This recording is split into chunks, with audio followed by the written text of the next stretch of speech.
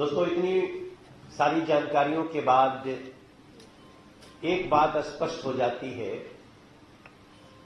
कि अरविंद केजरीवाल एक्सपोज हो चुके।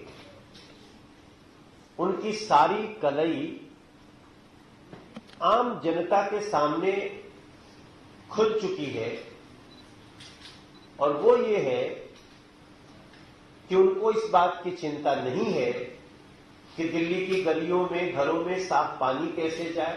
उनकी चिंता नहीं है कि टैंकर माफियाओं को कैसे रोका जाए। उनकी चिंता नहीं है कि बुजुर्गों का पेंशन कैसे शुरू किया जाए। उनकी चिंता नहीं है कि 5 लाख रुपए का हेल्थ का जो सहयोग है एक गरीब व्यक्ति के लिए, वो दिल्ली में आयुष्मान योजना कैसे लागू की जाए।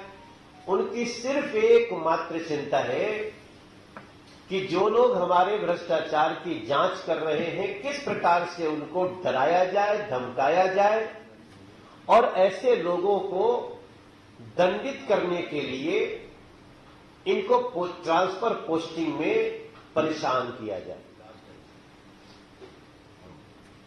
और इसको देखते हुए जिस प्रकार से अभी दिल्ली बीजेपी प्रदेश अध्यक्ष वीरेंद्र सचदेवा जी ने 11 तारीख से लेके और आज तक का सिलसिलेवार ढंग से एक एक डॉक्यूमेंट और प्रतिदिन की जो कार्यवाही प्रस्तुत किया, उसमें यह स्पष्ट दिख रहा है कि अरविंद केजरीवाल और उनके मंत्री वो मंत्री की तरह व्यवहार ही नहीं कर रहे हैं, वो एक गुंडे मवालियों की तरह व्यवहार कर रहे हैं।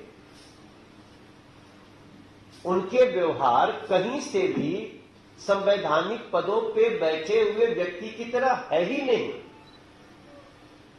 मुझे लगता है यही वो कारण है जिसके कारण आज अध्यादेश ला करके उस कंफ्यूजन को दूर कर दिया गया है जिसका इशारा माननीय सुप्रीम कोर्ट ने अपने निर्णय में किया था।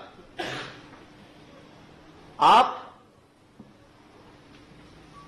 सुप्रीम कोर्ट के निर्णय के पैरा 95 में जाइए।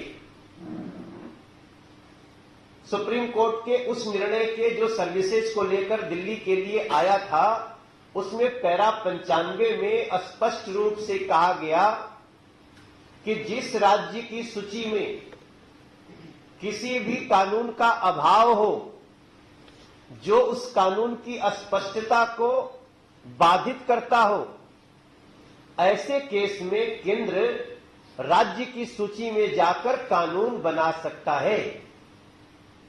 और उस दिन बड़ी अच्छी बात है कि जितने चैनल्स हैं, जितने अखबार हैं, जितने वेब न्यूज हैं, सभी पे ये बात बड़ी प्रमुखता से चली थी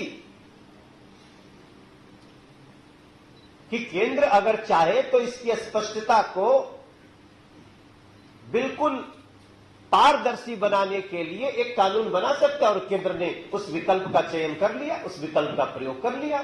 इसमें कहां से आश्चर्य आ गया? लेकिन आश्चर्य उनके लिए होगा जिनको लगा होगा, अरे ये तो हमारे हाथ एक ऐसा निर्णय आ गया जिसके आधार पर हम अपनी गुंडागर्दी, अपनी जो भ्रष्टाचारी नीति को, भ्रष्टाचार के सारे कमाई को बचाने के लिए ये उपाय कर सकते हैं। अगर उनके ऊपर भारत के संविधान ने एक रास्ता दिखाया तो उनको चोट पहुंचनी लाजमी है, इसमें कोई दो राय नहीं। और चोट एक नहीं लगी, चोट दोहरी लग गई। अरविंद केजरीवाल की शराब घोटाले की सारी मेहनत पे पानी फिर गया। ऐसे में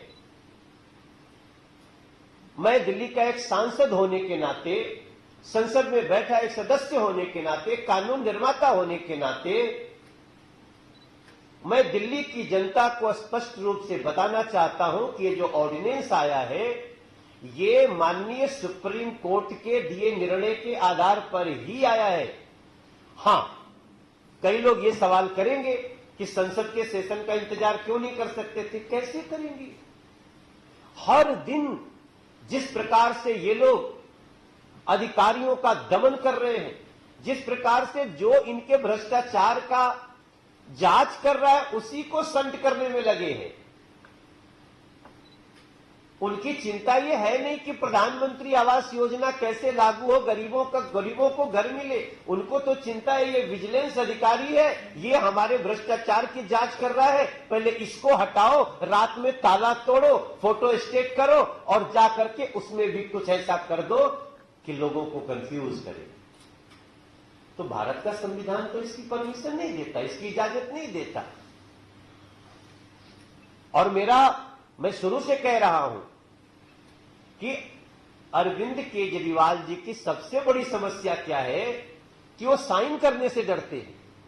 काहे पढ़े थे, क्यों पढ़े थे, कहां पढ़े थे भैया?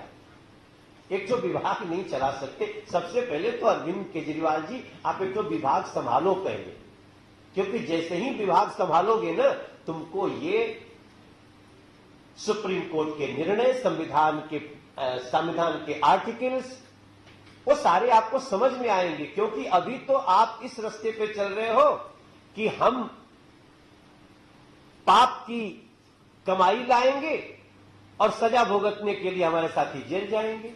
अभी तो आप इस रास्ते पे चल रहे हो। तो आज मैं आपको स्पष्ट करते हुए कि ये जो अध्यादेश आया है वो सीधे सीधे माननीय सुप्रीम कोर्ट के उस निर्णय का एक हिस्सा है। उस विकल्प का केंद्र सरकार ने प्रयोग किया है। और चूंकि सेशन अभी लेट था, सेशन आगे आने वाला है, आपको पता है 28 तारीख को नई संसद मिल जाएगी इस देश को। उसके बाद जो सेशन शुरू होगा, उस सेशन के आने तक तो पता नहीं ये क्या क्या कर देते। ऐसे में दिल्ली को प्रतिदिन प्रति सेकंड चलाना बहुत आवश्यक है। इसलिए इस अध्यादेश का बीजेपी